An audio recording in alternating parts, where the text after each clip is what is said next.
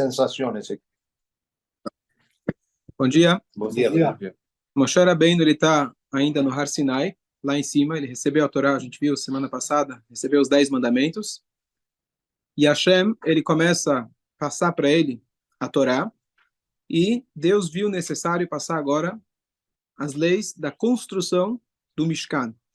O Mishkan era aquele templo móvel que eles tinham no deserto. E Deus, nessas parshiot agora, Trumá, Tetzaveh, depois mais para frente vai aquele Pekudei, vai contar para a gente todos os detalhes da construção do Mishkan e de todos os seus keilim, os utensílios que tinha lá, e as roupas do Cohen, e assim por diante. Esse é o tema agora das próximas parshiot.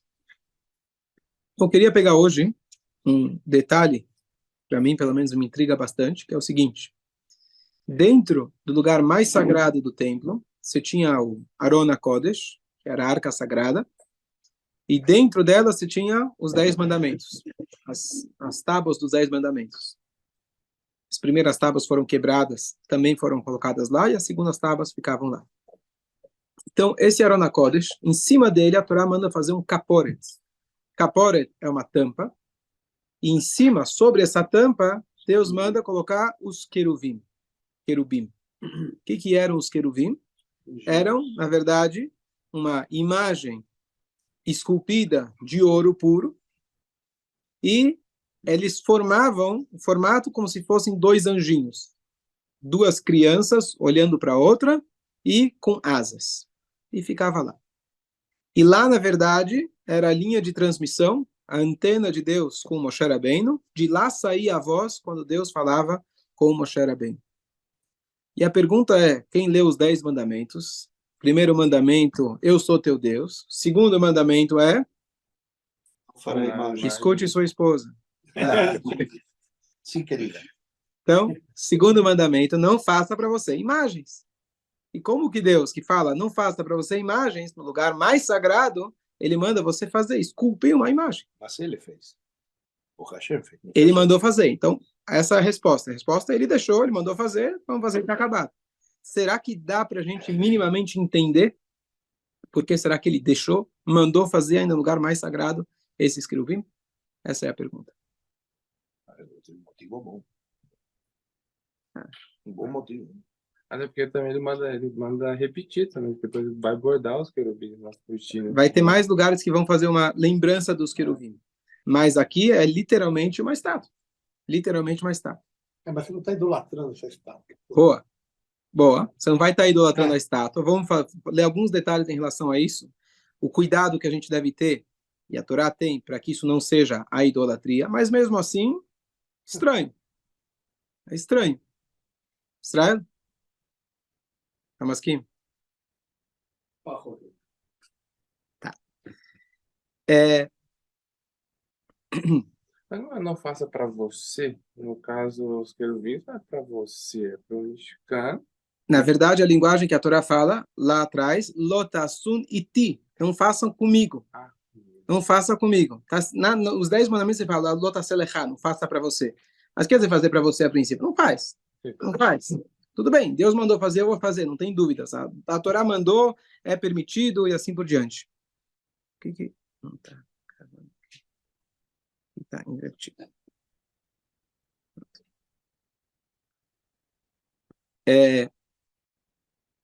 Nossos sábios trazem para a gente, quando a Torá diz, Ve'asita kirushnaim kruvim, etc., se alguém fizesse, na época do tempo, 4 em vez de 2, seria considerado idolatria.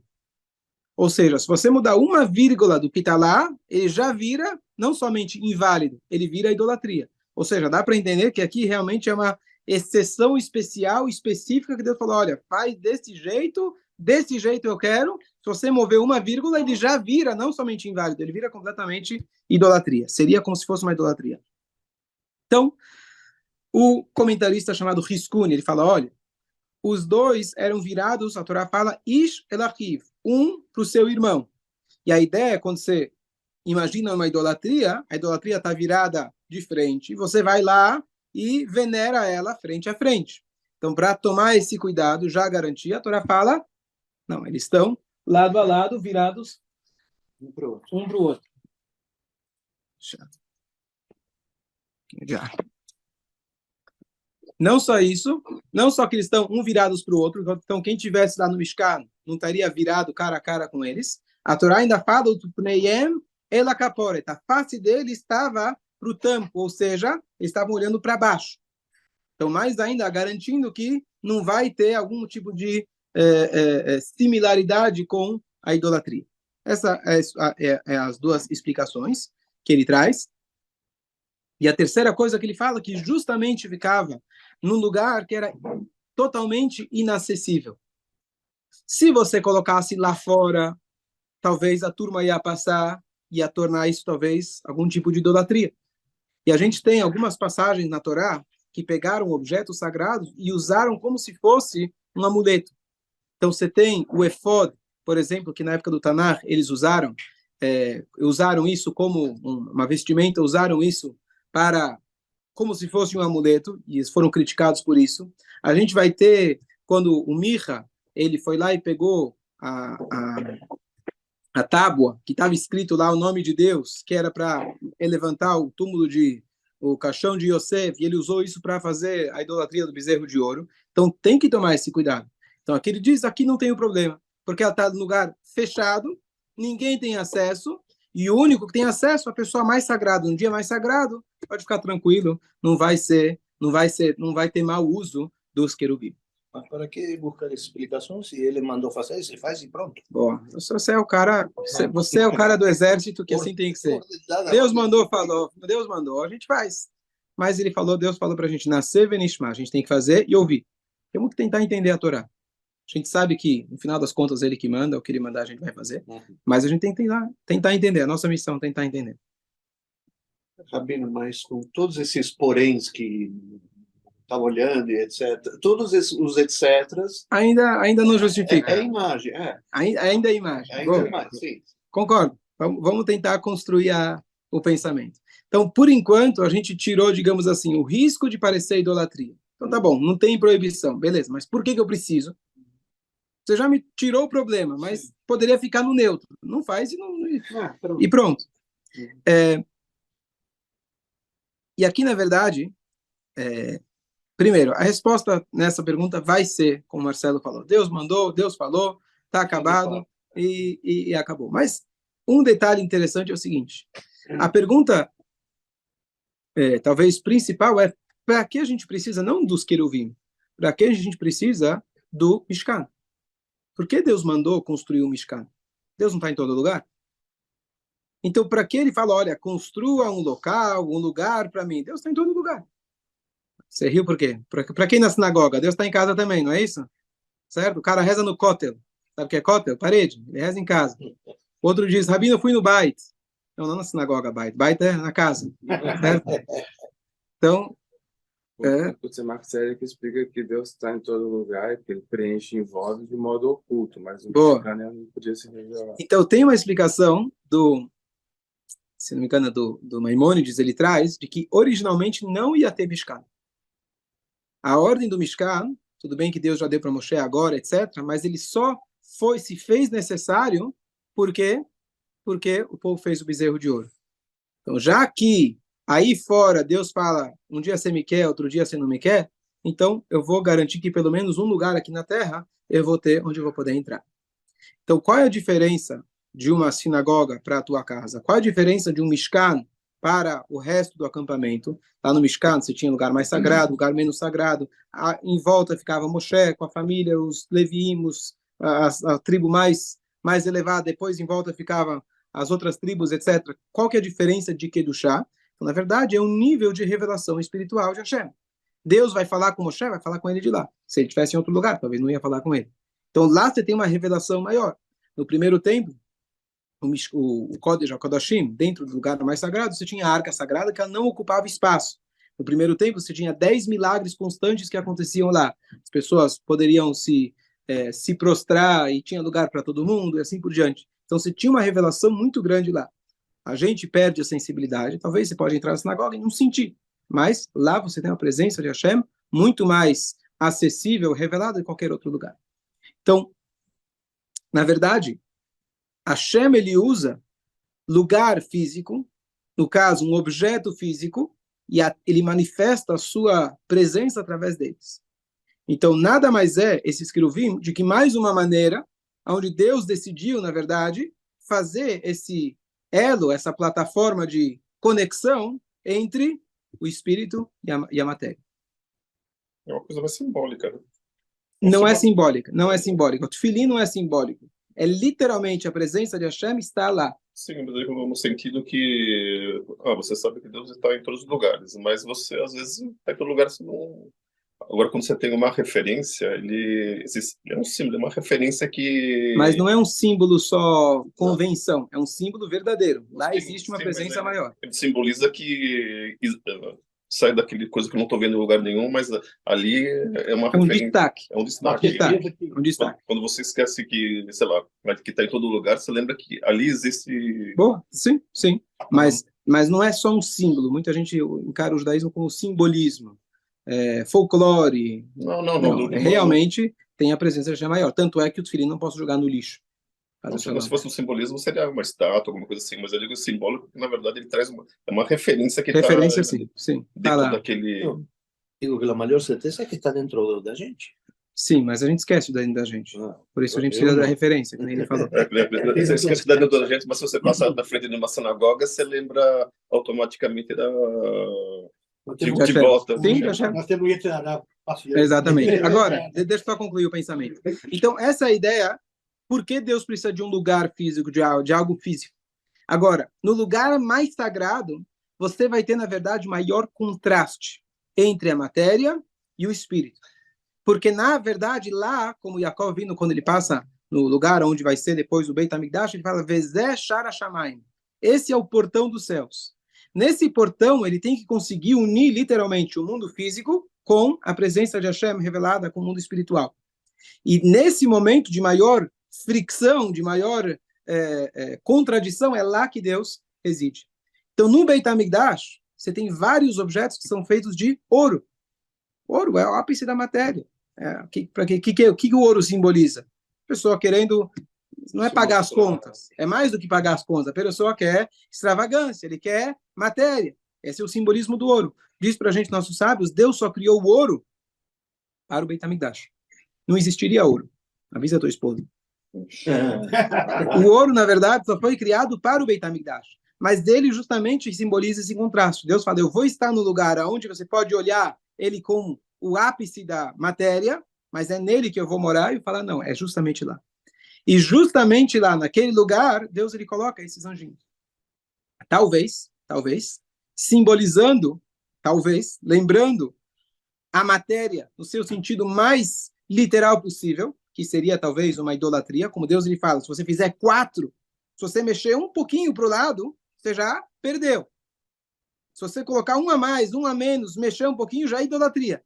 E é lá naquela linha bem tênue, bem fininha que tem lá, onde, aqui você pode ir. Porque Deus fala, aqui eu vou manifestar. Através desses anjos, nesse lugar, é onde eu vou manifestar a minha presença divina. Tem uma energia.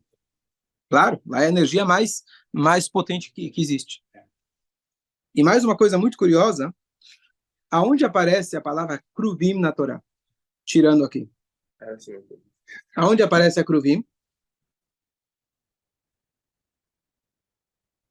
Bereshit, quando Deus, ele expulsa Adão e Chava do Gan Eden, do paraíso, ele coloca lá kruvim na porta, com espadas, para não permitir que ninguém entre no Gan Eden.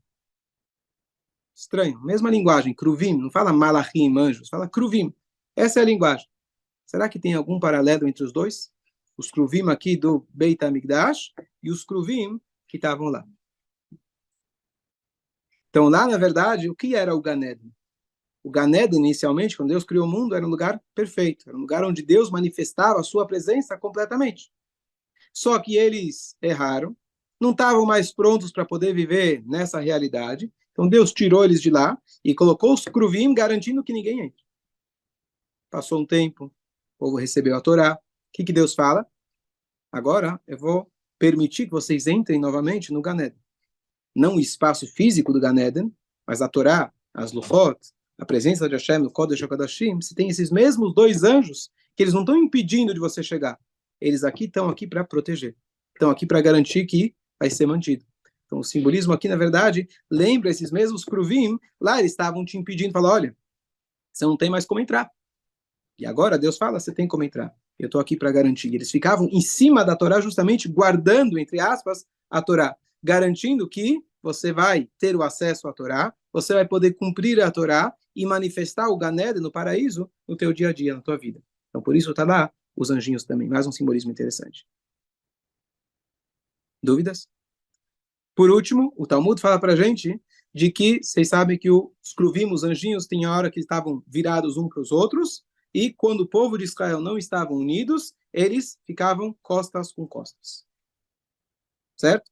Quando eles estavam unidos, eles estavam abraçados na mesma posição de um relacionamento íntimo. E aí você fala, peraí, aqui no Kodesh HaKodashim, podia ser qualquer outro lugar, mas é justamente isso. Por um lado, certo? Outras religiões imaginam que é a fraqueza da carne, isso é uma coisa abominável. Quem é mais sagrado não casa. O que a Torá fala? Justamente esse momento, por que existe tanto prazer? Porque é lá que manifesta a força da criação. Você consegue gerar uma nova vida.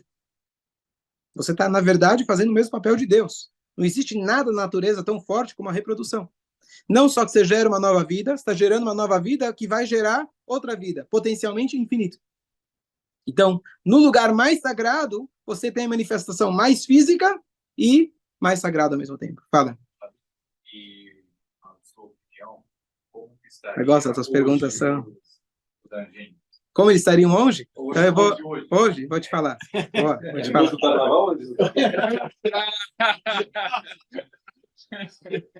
Aonde os anjos estariam hoje? Então eu vou te dizer, eu não sei, não posso te afirmar nada.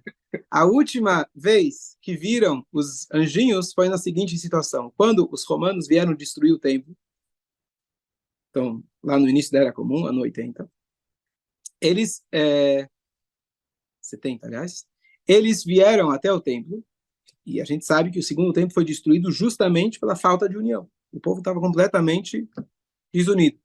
Então, se está desunido, o que você espera? Que os anjos vão estar costa com costas. Eles abrem a cortina e eles veem que os anjos estão se abraçando na posição justamente no relacionamento íntimo. Então, eles criticam. Ah, peraí, é aqui? É isso que tem aqui? Não era o que eu imaginava. E a pergunta é, o que essa Gemara está contando para a gente? E por que eles estavam abraçados se o povo estava desunido? Então, explicação rápida. Então, existe uma regra, uma lei, de que quando o marido vai viajar por um tempo, então ele tem a obrigação, da noite anterior, ele estar com sua esposa. Despedida. Faz parte das tuas obrigações. Hashem, ele estava agora se despedindo do povo. A gente estava sendo expulso da nossa terra, ia demorar 2000 anos para a gente voltar. Então Hashem, ele, nesse último momento, ele dá aquele último abraço, dizendo, saiba que essa separação é só temporária. É só uma realocação física. E apesar que vocês estão separados, apesar que vocês estão um pouco confusos, mas eu estou com vocês e eu vou te dar esse último abraço. Qual que é a ideia de uma despedida? Por que você faz uma despedida? Vamos fazer uma festa de despedida. Bom, você já viu o cara há um mês, já viu ele 10 anos. Por que vai fazer uma festa? Na verdade, é uma maneira de você marcar aquele encontro para você lembrar. A gente gosta de você. Você vai estar lá, mas ainda a gente gosta de você. Então, Deus ele fez algo marcante nesse dia, nesse momento, dizendo, eu estou com vocês. E na pior das situações, onde Deus fala, eu vou precisar destruir meu templo, eu vou ter que me esconder ainda mais, o povo foi exilado, Deus nos livre, passou por um monte de coisas, ao longo de todos esses anos, começou naquele momento, Deus ele dá um abraço, ele fala, olha, saibam que eu estou com vocês e vou estar com vocês ao longo de todos os anos do Galut. Então, essa é mais uma interpretação dos queruvim que estavam lá. Então, gostou da resposta? Não, mas então também agora deve ter dado uma corrida, porque do jeito que Israel estava com essa confusão toda, essa briga interna, agora tudo bem. Foi uma coisa, uma fatalidade. Todos gostam de afirmar. Juntou, a gente se unir novamente. Tá. Então, um dos comentários, talvez mais esperados, que os rabinos devem ter falado, muitos falaram, olha, Israel estava dividido, por isso que aconteceu, e agora olha a união. A gente tem que olhar a partir de agora, Baruch Hashem, estamos unidos. Até a gente falar, olha como estava, não é nosso papel ser advogado de Deus, não é nosso papel sequer lembrar o que estava. Só como uma referência para a gente saber o que a gente não deve voltar a fazer. Então, a gente tem que focar no agora. Baruch Hashem, estamos unidos, vamos se unir mais. E com certeza agora, nesse momento, os Kruvim estão abraçados, esperando o grande momento que Hashem vai falar, bom, eu posso revelar onde está a Arca Sagrada, eu posso construir o Beit HaMikdash, e agora foi só uma pequena interrupção, demorou 2000 anos, mas rapidinho, Baruch Hashem, você voltou para casa, tá tudo bem, Baruch Hashem, tá tudo certo, vamos voltar para nossa casa, Shebanei Beit HaMikdash, primeiro amém. E aí? Encerrar ou parar? Pode encerrar. Espera aí. Pode falar.